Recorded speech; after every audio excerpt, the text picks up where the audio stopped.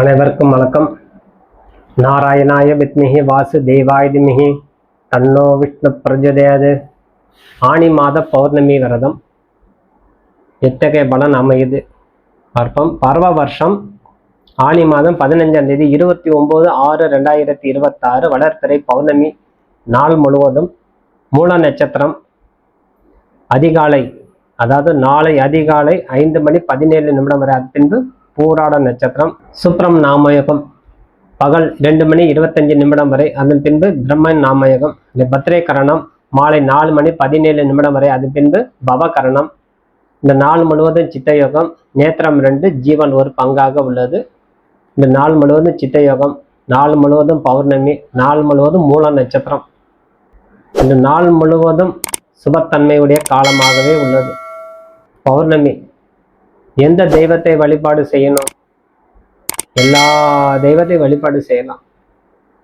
பௌர்ணமினாலே உங்களுக்கு என்ன தெய்வம், இஷ்ட தெய்வம், குல தெய்வம், கிராம தெய்வம், நாராயணன், சிவன், முருகன், பிள்ளையார், அம்பிகை, சுடலமட சாமி, முனீஸ்வரன், உங்களுக்கு என்ன பூஜை செய்ய தெரியுமோ அத்தனை பூஜை செய்யலாம்.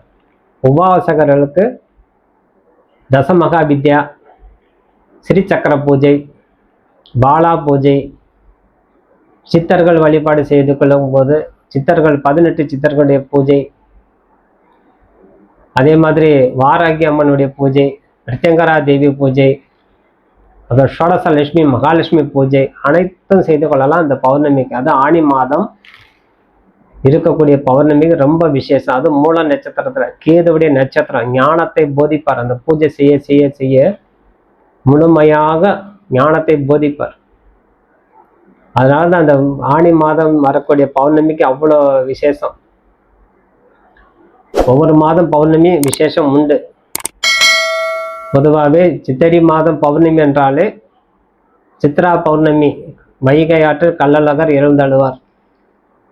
வைகாசி மாதம் பௌர்ணமி வரக்கூடியது வைகாசி விசாகம் முருகப்பெருமான்.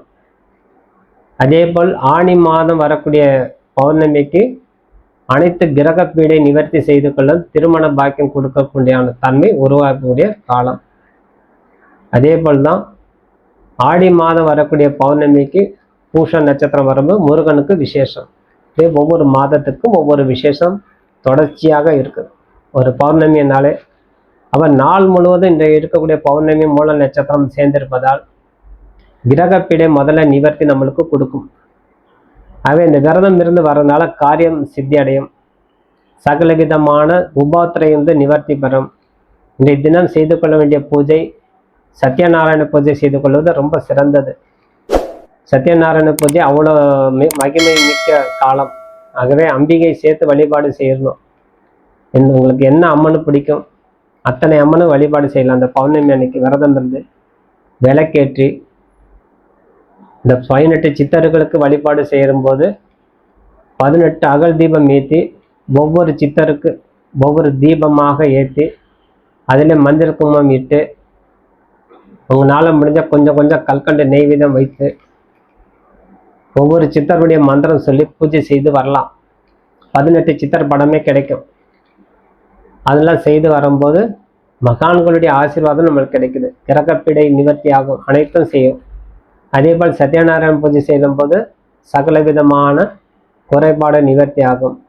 உபாசகர்கள் அவங்களுக்கு ஏற்றபடி கலசம் வச்சு நீவி யாகங்கள், பூஜைகள், ஹோமங்கள் மற்றும் அபிஷேக ஆராதனையெல்லாம் செய்து வரும்போது அவங்களுக்கு வேண்டியது சக்தி கிடைக்கும்.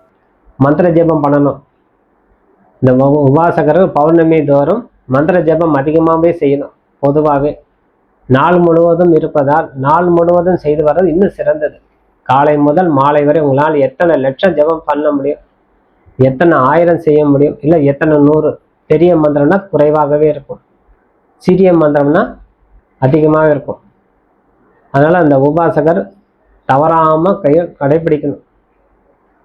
இந்த பௌர்ணமியில் அதே மாதிரி மூல நட்சத்திரத்தில் பிறந்திருக்கான், திருமணம் தடைப்படுது, இப்போ திருமண பாக்கியம் சீக்கிரம் மிக விரைவில் திருமணம் கைகூடும். இந்த சத்யநாராயண பூஜையும் மற்ற ஹோமங்கள்லாம் கலந்து கொள்ளும்போது முக்கியமாக அனைத்து விதமான கிரகப்பிடை நிவர்த்தி செய்து திருமண பாக்கியம் கூடும். அந்த விரதம் இருப்பதால் மன அமைதி கிடைக்குது, நல்ல சௌபாக்கியங்கள் கிடைக்குது. முழு சந்திரன் நிலவில் பார்த்து வரும்போது மனதில் இருக்கக்கூடிய அழுத்தம் குறையும்.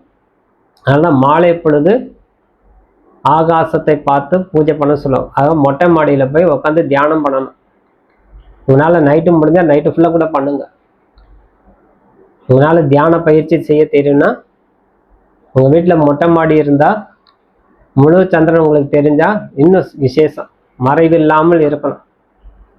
அப்போ இந்த சந்திரனுடைய கதிர்வீச்சு உங்களுக்கு உடம்பு ஃபுல்லாக பரவும். அதே போல் தியானம் செய்ய செய்ய செய்ய உங்கள் மன ஆற்றல் அதிகரிக்கும். மூலாதாரம், சுவாதிஷ்டானம், மணிப்பூரகம், அநாதகம், விசித்தி, ஆக்னா, சகசரதாரா, இந்த 6 சக்கரங்கள் கடந்து 7வது சக்கரத்தை நம்ம அடையக்கூடிய தன்மை. செவிப்புலங்கள் நல்ல வேலை செய்யும். பஞ்சபூதங்கள் நம்மளுக்கு நல்ல அனுகிரகம் பண்ணுவாங்க. ஆகவே சகல தெய்வத்துக்கு உண்டான தன்மை நம்மளுக்கு உருவாகும். அப்போ உடமை காலமே அது பையடா காட்டெடுத்த பையடான்னு சொல்கிறது தான். அந்த காலம் இந்த பை இந்த உடம்பு பை மாதிரி தான். நம்ம மனிதனாக வாழ்கிறோம். ஆனால் அந்த மனிதனாக வாழக்கூடிய தன்மைக்கு உயிர்னு ஒன்று கொடுத்துருக்கார். அந்த உயிரினுடைய சக்தி என்னன்னு யாரும் அறியது. உயிர் எங்கே இருக்குன்னு யாரும் இது வரைக்கும் விஞ்ஞானபூர்வமாக நிரூபணம் ஆகலை. ஆனால் உயிர் இருக்குது, கண்டுபிடிக்க முடியல. இந்த இடத்துல தான் இருக்குன்னு, மூளையில் இருக்குன்னு சொல்கிறாங்க, ஹார்ட்டில் இருக்குன்னு சொல்கிறாங்க, ஒவ்வொரு இடத்துல. ஆனால் இறைவனை தவிர யாரையும் அறிய முடியாது. ஆனால் மகான்களுக்கு நிச்சயமாக அறிவாங்க. அதனால் அந்த சித்தர்களுடைய பூஜை செய்து நல்ல ஒரு மொட்டை மாடியில் போய் அமைதியாக உட்காந்து தியானம் செய்யுங்க, மனப்பயிற்சி மேற்கொள்ளுங்க. உங்களுக்கு கோரிக்கை அனைத்தும் அந்த ஞான கடவுள், கந்தக்கடவுள், கதிர்கடவுள், ஞானக்கடவுள் சொல்லக்கூடிய அனைத்து தெய்வங்கள் உங்களுக்கு தொலைவிடுவாங்க. கணபதி நிற்பார், முருகன் நிற்பார், சிவன் நிற்கும், பெருமாள் நிற்கும், அம்பிகை நிற்கும், எல்லா தெய்வம் நிற்கும். பஞ்சபூதமே உங்களுக்கு அடிமை. பஞ்சபூதமுடைய ஆற்றல் உங்களுக்கு சந்திரனுடைய கதிர்வீச்சால் கிடைக்கும். அதே போல் அம்பிகை பூஜை செஞ்சுட்டு வரும்போது அம்மன் ஆலயத்தில் போய் அபிஷேக ஆராதனை செய்து வரும்போது மிக விரைவில் திருமணம் கைகூடும். திருமணம் தடைப்பட்டு கொண்டிருக்கக்கூடிய ஆண் பெண் இருபாலருக்குமே இந்த பௌர்ணமி விரதம் இருந்து வழிபாடு செய்து வரும்போது மிக விரைவில் திருமணம் கைகூடக்கூடிய தன்மை கொடுக்கும். அது முறைப்படுத்தணும். நான் போன வேலை நடக்கலை, அதெல்லாம் குறை. நம்ம போன வேலை நடக்கணும். அப்போ என்ன செய்யணும்? இறைவன்கிட்ட பேச கற்றுக்கணும். நீங்கள் எந்த தெய்வத்துக்கு முன்னாடி போய் நின்றுருக்கீங்களோ அந்த தெய்வத்துக்கிட்ட நீங்கள் பேச கற்றுக்கணும். தெய்வம் உங்கள்கிட்ட பேச போகிறது கிடையாது, அது விக்கிரகம், பேசாது. அப்போ மனதார நீங்கள் பேச பேச இறைவன் அது செவி சாய்ப்பார். அதே போல் அளவு கடந்தும் பேசக்கூடாது. ஒரு நபர்கிட்ட போய் எப்படி பேசுகிறோம்? அளவோடு பேசுகிறோம். நம்மளுக்கு 100 விதமான கோரிக்கை இருக்குது, அந்த தேவையில்லை. ஏதேனும் 1 அல்லது 2, 1 தான் ஒரு கோரிக்கை தான் நிறைவேறும். அந்த கோரிக்கையோடு போங்க, கை மேல பலம் கொடுத்து அனுப்புவார். எனக்கு ஒரு 1000 ரூபாய் வேணும், 1000 ரூபாய் கொடுக்க நான் தயாருன்னு ஒருத்தன் சொல்லனா, என் தம்பிக்கு ஒரு 1000 ரூபாய் வேணும், என் குழந்தைக்கு ஒரு 1000 ரூபாய் வேணும், என் அப்பாவுக்கு ஒரு 1000 ரூபாய் வேணும், நான் கேட்க முடியும்? எனக்கு 1000 ரூபாய் வேணும் தான் போய் கேட்டுருவோம். இப்போ 1000 இன்னொரு நபர் நம்மளுக்கு கொடுக்குறாருன்னா அவர் கொடுக்க சம்மதம் தெரிவித்த உடனே எல்லா உறவுக்கும் 1000 ரூபாய் கேட்டால் எப்படி கொடுப்பாங்க? அப்போ நமக்கு கிடைக்க வேண்டிய 1000 கூட கிடைக்காமல போயிடணும். அப்போ நம்மளே கெடுத்துக்கிறோம். அதே போல் தான் இறைவன் போய் நம்ம மனதார பிரார்த்தனை செய்யும்போது 1 அல்லது 2 கோரிக்கை தவிர வேறு எதுவுமே வைக்காது. மனதார வேணுங்க, சத்யநாராயண பூஜை பண்ணுங்க. இந்த தினம் இன்று ஒரு விசேஷம், வட சாவித்திரி விரதம். அதனால சாவித்திரி விரதத்துக்கு உண்டான காணொலி ஏற்கனவே ஒரு காணொலி உண்டு, அதை பார்த்து தெரிஞ்சுக்குங்க. இன்றைய தினம் வட சாவித்திரி விரதம். அந்த சாவித்திரி தேவி மனதார வேண்டிட்டு வரும்போது சுமங்கலி பாக்கியம் கிடைக்கும், திருமணம் கைகூடும், புத்திர சந்தானம் கொடுக்கும், ஐஸ்வர்யம் பெருக்கும். அதே மாதிரி சத்யநாராயண பூஜை பண்ணும்போது அனைத்து விதமான சௌபாகியங்கள், வீடு, மனை, வாசல், வண்டி, வாகன யோகம் அனைத்தும் கொடுக்கும். குடும்பத்துக்கு உண்டான மகிழ்ச்சி, பிள்ளைங்கள் நல்லா இருப்பாங்க. அதனால எல்லா விதமான பூஜை செய்து வாழ்வாங்க வாழணும். நம்ம காரியம் என்று வெற்றி அடையணும். நம்ம ஒரு ஆபீஸ்ல வேலை செய்யறோம், மேல் அதிகாரி பாராட்டினா நம்மளுக்கு ஒரு சந்தோஷம். மேலதிகாரம் நம்மளுக்கு வேற விதமா பேச நமக்கு ஒரு மனக்குறை.